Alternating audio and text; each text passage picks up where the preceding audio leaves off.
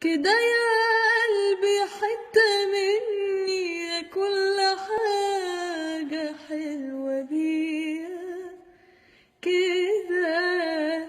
كده هتمشي وتسيبني وحدي في الحياة والدنيا دي.